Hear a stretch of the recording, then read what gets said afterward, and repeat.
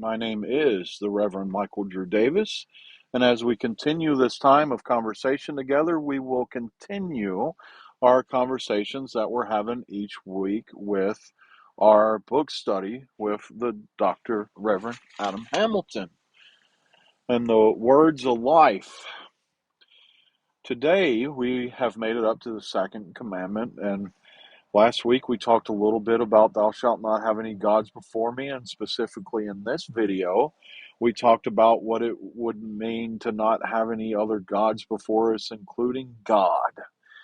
And we talked a little bit last week about ways that we create this image of our God, and we look for our God. We look for the God that makes us feel good, and we look for the God that enforces the rules that we want to follow.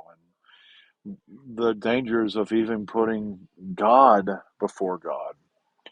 We may voyage into that conversation again as we move into this conversation about not creating images to worship, not creating statues or any kind of engraved image is the one of the phrasings in scripture for us to bow down and worship.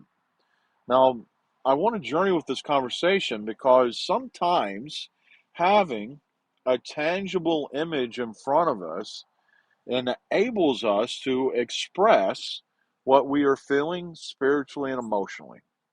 For an example, one of the beautiful things that our office administrator Mrs. Mercedes Ferguson does for our church is she designs our newsletter and she finds different pictures and different things to make our newsletter more lively and more bright. We look at our bulletins and a beautiful picture to have in there to help strengthen what's about to be shared. Now, when I get into this conversation, we're not talking about don't make art, which unfortunately, I've personally viewed this commandment be skewed into. This isn't not having art, and it's not having statues or sculptures, but it's taking something that's handmade, man-made, and applying deity to it. It's something that's taken man-made or handmade and making it this object of worship that supersedes God. And now here that's the key point that's going to level all this for me. That supersedes God. Let's go ahead and lay into the example. You know, we have a wonderful altar committee at our church, and our altar committee puts flowers on the altar. They move table. They keep the liturgical colors up to date. They know more about the liturgical colors and the liturgical calendar than I ever will. And sometimes we have beautiful displays on the altar, and sometimes it's just flowers and a cross. We have this beautiful uh, group that works hard to aesthetically add some beauty to our church. You know, we have banners in our church. We've got the United Methodist symbol, the cross and the flame. We've got different flags for different importance. And all of these things are beautiful and they're lovely because they don't supersede God. They're in there to aesthetically enhance our worship experience, aesthetically enhance our ability to be aware, to connect to God.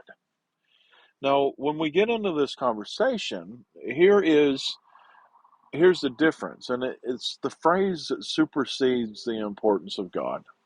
Sometimes we create idols, especially now. If you look at the time period in which this was created, if you look at the whole history of Egyptian art, of the different forms of worship, and before the uh, follow through of the actions of Jesus Christ, there there's this need to have this textile, this tangible thing to focus on. And sometimes those things became images of worship. We look at the image of the golden calf and how that God challenged that you should not have any God before me. And we look at the golden calf. We look at other things. These tangible things that, and unfortunately, over time have become images of focused worship instead of images enhancing why that they were created. I'll share with you, even sometimes the cross, which is a beautiful foundation image within our faith. Sometimes even crosses have become this superseded imagery of that exceeds God, and that's what's being challenged against. So it's this challenge within us that we create things for expression, but we don't create things that supersede why that they're being created. And I realize I'm talking over myself a little bit, but we create things for expression, but we don't create things to supersede why we create them.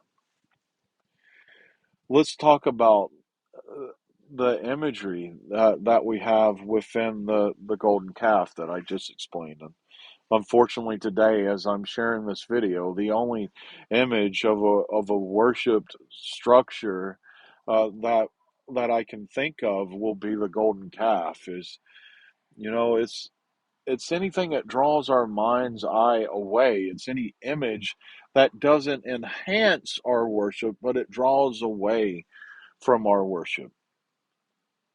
The golden calf would be one of those. If you look at things, and if I lower this down into a more basic level, sometimes even our worship areas become images that supersede their importance. There is a phrase, and I keep going back to the golden calf. There's a phrase that every pastor looks out for, especially when they move into a new worship environment. And we literally call it the church's golden calf. Now, the golden calf may be a golden cow, or it may be um, a piano that was donated by Aunt Betsy, or and a piece of artwork that at one point, at one specific time, had a very specific significance that has long passed by, and you want to move that painting away, but it is a golden calf to someone in the worship facility because it has an emotional connection to Uncle Bob or Aunt Trudy or so forth.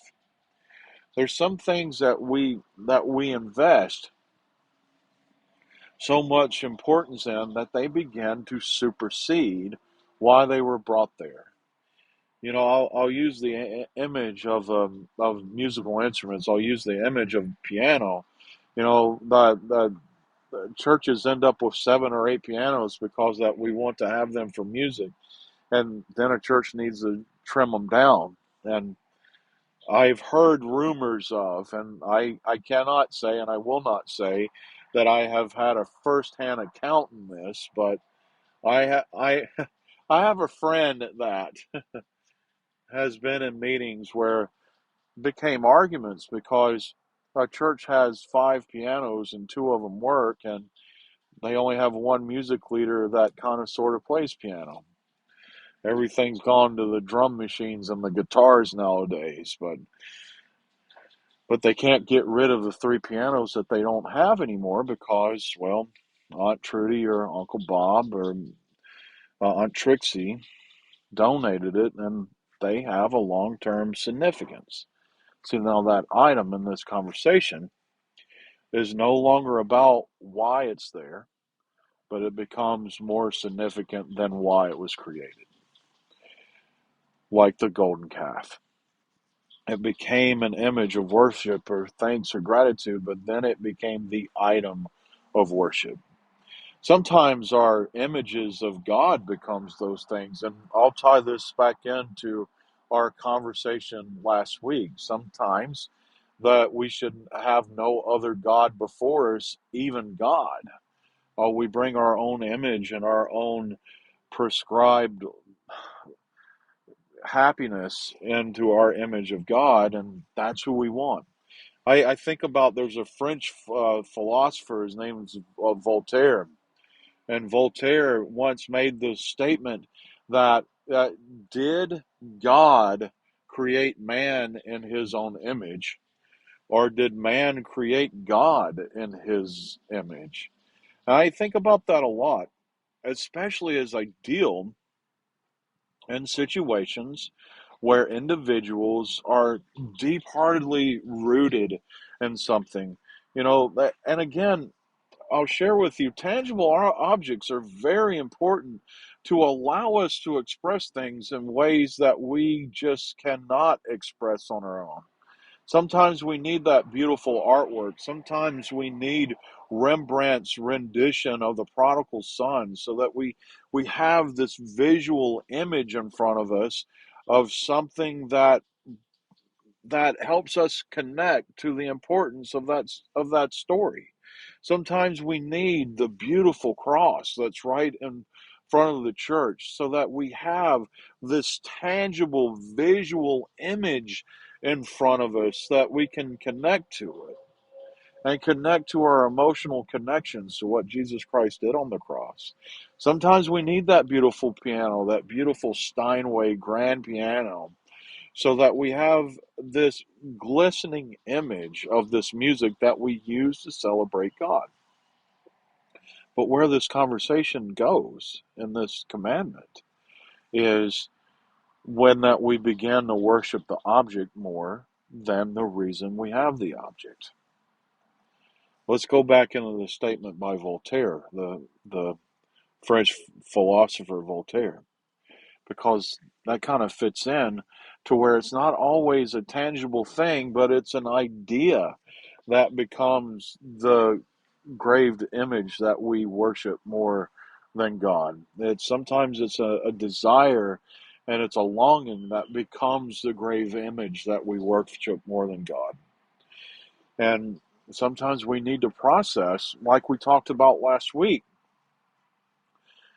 Are we putting our own image of God before who God is? Now, let's get back into the idea that I'm presenting today, because things exist for very specific purposes. And as I've shared, a piece of artwork, a beautiful structure, is created to give us an outlet or an avenue to worship God. But sometimes we add more importance to that it supersedes the reason it was created. I've made that statement again, so here we go. We're going to tie this into ideas. Sometimes we have ideas that allow us within our lives to find our footing and our stronghold in our faith. We have things that we need to not do within our lives because they're unhealthy, they're distracting. There is really more long-term negative effects for the individual than is good. So we have this standard that we set on ourselves individually that equip us and enable us to stay more focused on God. So, again, in the narrative of the artwork, we have something that's created for a very specific purpose that allows us to worship something outside of ourselves. But here's what happens, and we all know this happens because we're not a part of the Christian church. We are a part of a denomination.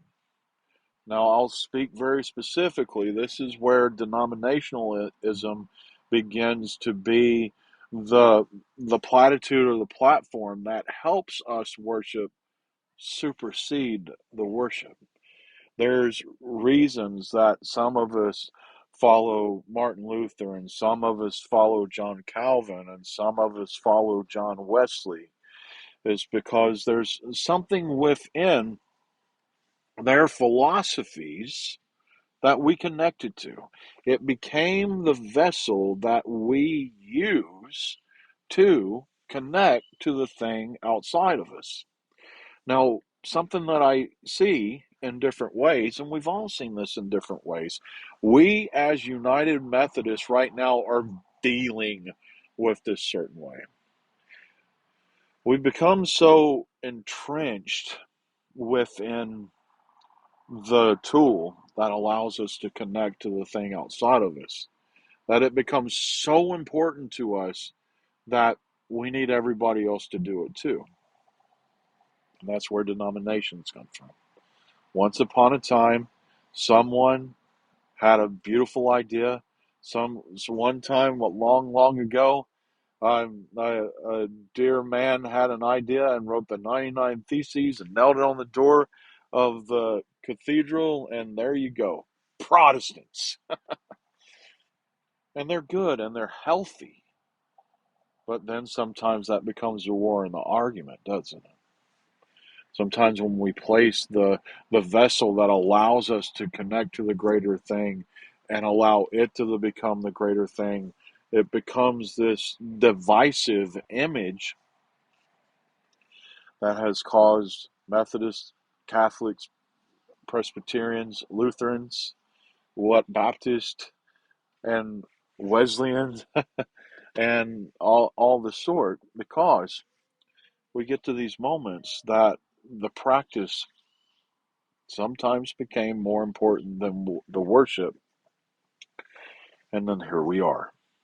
Especially in the moments that they become arguments and fights, and especially in this moment, while we as United Methodists are in an argument and a fight, that this thing that allowed us to find our comfort place to connect to the greater God has now become a divisive point that will split a denomination and start another one. I want us to think about that for a moment, because it goes back to what I keep referencing is this Voltaire quote. And I think now, even though that he was trying to write writings to kind of draw people away from the thinkings of Christianity, I think this is a really important conversation for us to have as Christians, because it begins to spark this conversation as we look at the second commandment. What are the ways that I am subjecting my feelings, my ideas, my thoughts, my desires, the things that help me create my connection to God? And I have raised them to a point of worship that I hinder other people from finding their connection. It has to be my way. If you don't pray the way I do, or sing the way I do, or not have guitars or have guitars, or whatever thing that has ever been an argument in a trustees meeting, when we allow those things to gain more and more control, we begin hurting people and excluding people because they're not worshiping the way I do. So when we deal with Voltaire and we deal with the pondering, did God make me in God's image, or did I make God into my image? Did God make me in his image, or am I making God in my image? It becomes a challenge of really weighing out what we're doing. This, instead of challenging Christianity, it becomes a challenge of growth in Christianity. When we don't allow the created vessel to supersede its purpose, and we truly think through, why am I doing this? How does this connect to God? How do I keep the focus on God and not my selfish needs? We begin to open doors on how we're really working with other people and caring for other people, which links all this back together to the Ten Commandments being this place of building community. When I don't hold the image of the God that I created before someone else, it doesn't limit them from finding that connection. When I don't hold the rules and the bylines and the standards that I hold for myself to connect to God, when I don't completely hold others to that, it allows them to find their journey. It allows them to find their path and their connection to God. And we might sing different songs. Some of us are singing John Wesley, some of us are singing George Beverly Shea, and some of us are singing Bono. But we're all singing with a connection to God. And when we don't allow the practice to supersede the worship, we allow that worship to grow We allow others to find their expressions to connect to God, and it opens some beautiful opportunities. I want us to think about that. And I'm really locked into this idea today because of what I'm dealing with as a United Methodist pastor. Because we've seen vessels and practices that have been wonderful and powerful in creating connections to God. And some of us are sitting and watching them become the tools that are superseding God and causing division. And we're looking for ways to do no harm, to love God, and to worship God daily. Now, I may have rambled a little bit today. I hope not. This is a lot that I am personally processing because I very clearly see what Voltaire shared. I very clearly see at times the ways that we make God into our image. And when we don't allow these images to have more control than God, when we don't worship these images more than the true God that is sitting there with open arms waiting to accept us in grace, then we see ways that we need to change. And when we let go of those things and allow ourselves to change, then God is making us in God's image. Thank you for dealing with this pondering today. My name is the Reverend Michael Drew Davis. Don't let any image, don't hold any image before God, especially God. Find ways to allow God to mold you into God's image instead of us molding God into ours. And let's truly celebrate these vessels and use them for why that they were created, so that we don't use them in ways that they were never meant to supersede the tool that they were used for, to celebrate. I'll hold on to those thoughts. My name is the Reverend Michael Drew Davis. Thank you for riding the waves of my meanderings today. My name is the Reverend Michael Drew Davis. May the peace of the Lord Jesus Christ be with you. God is love. Amen. We'd like to have the opportunity to get to know you. Please email us at ncumcinfo@gmail.com. And if you've been enjoying our services online, please email us. Please say hello. Again, that's ncumcinfo@gmail.com. And also, if you'd like to give to our church, please go to northcoastumc.org and click on the Give button. Again, that's northcoastumc.org and click on the Give button. Thank you for joining us.